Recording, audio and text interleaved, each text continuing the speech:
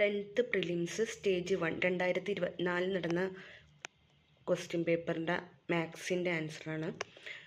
Question എന്ന് പറയുന്നത് ചതുരാകൃതിയായിട്ടുള്ള ഒരു തുണിയുടെ നീളം 1 മീറ്ററും ആ തുണിക്ക് 100 രൂപ വിലയുണ്ട് എങ്കിൽ ആ തുണിയുടെ പകുതി നീളവും വീതിയും ഉള്ള സമചതുരാകൃതിയായിട്ടുള്ള പുതിയ തുണിയുടെ വില എത്രയാകും? അപ്പം നമ്മൾ ആദ്യം എന്ത് ചെയ്യണം? സമചതുരം എന്ന് പറയുന്നത് സ്ക്വയർ ആണല്ലോ. സ്ക്വയറിൻ്റെ ഒരു പ്രത്യേകത എന്താ? എല്ലാ സൈഡ്സും ഈക്വൽ ആയിരിക്കും. എന്ന് വെച്ചാൽ നീളം ഈക്വൽ ടു വീതി ആയിരിക്കും. അപ്പോൾ ഇവിടെ ക്വസ്റ്റ്യനകത്ത് പറഞ്ഞേക്കുന്നത് എന്താ? നീളം എന്ന് പറയുന്നത് 1 മീറ്ററാണ്. അപ്പം നീളം ഈക്വൽ ടു വീതി ഈക്വൽ ടു 1 മീറ്റർ. പിന്നെ നെക്സ്റ്റ് എന്താ? അതിൻ്റെ വിസ്തീർണം കാണണം. വിസ്തീർണം എന്ന് പറയുന്നത് ഏരിയ ഓഫ് എ സ്ക്വയർ അല്ലെങ്കിൽ സമചതുരത്തിൻ്റെ വിസ്തീർണം എന്ന് പറയുന്നത് ലെങ്ത് ഇൻറ്റു ബ്രെഡ്ത്ത്. ലെങ്ത് എന്ന് പറയുന്നത് 1 മീറ്റർ, ബ്രെഡ്ത്ത് എന്ന് പറയുന്നത് 1 മീറ്റർ, വീതി എന്ന് പറയുന്നത്. അപ്പോൾ that is equal to 1 metre square ആണ് അതിൻ്റെ വിസ്തീർണം എന്ന് പറയുന്നത്.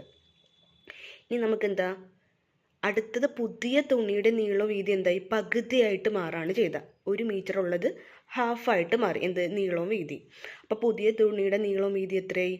ഹാഫ്. നീളം ഈക്വൽ ടു വീതി ഈക്വൽ ടു ഹാഫ് മീറ്റർ. അവിടെ പറയുന്നുണ്ട് സമചതുര ആകൃതി തന്നെയാണെന്ന്. അപ്പോൾ രണ്ടും ഈക്വൽ ആയിരിക്കും. അപ്പോൾ പുതിയ തുണിയുടെ ഏരിയ എന്ന് പറയുമ്പോൾ വിസ്തീർണം എന്ന് പറയുന്നത് എന്തായിരിക്കും? Half into length into breadth. Half into half, that is equal to 1/4 metre square. അപ്പോൾ നമ്മൾ ഫസ്റ്റ് തന്നെ പറഞ്ഞിട്ടുണ്ട് 1 മീറ്റർ സ്ക്വയർ വിസ്തീർണമുള്ള തുണിക്കായിട്ടുള്ള രൂപ എന്ന് പറയുന്നത് 100 രൂപയാണെങ്കിൽ ഇപ്പം നമ്മുടെ പുതിയ ഏരിയ എത്രയാണ്? 1/4 മീറ്റർ സ്ക്വയർ. 1/4 മീറ്റർ സ്ക്വയർ വിസ്തീർണമുള്ള തുണിക്ക് എത്ര രൂപയാവും എന്ന് കണ്ടുപിടിക്കണം. അപ്പോൾ നമ്മൾ എന്ത് ചെയ്യണം? ക്രോസ് മൾട്ടിപ്ലൈ ചെയ്യണം. എന്നിട്ട് നമുക്ക് എന്ത് ചെയ്യും? എക്സിൻ്റെ വാല്യൂ കണ്ടുപിടിക്കാൻ പറ്റും. അപ്പോൾ നമുക്ക് എന്ത് കിട്ടും? X equal to 25 rupees. അപ്പോൾ ആൻസർ എന്ന് പറയുന്നത് 25 രൂപയാണ് ആൻസർ.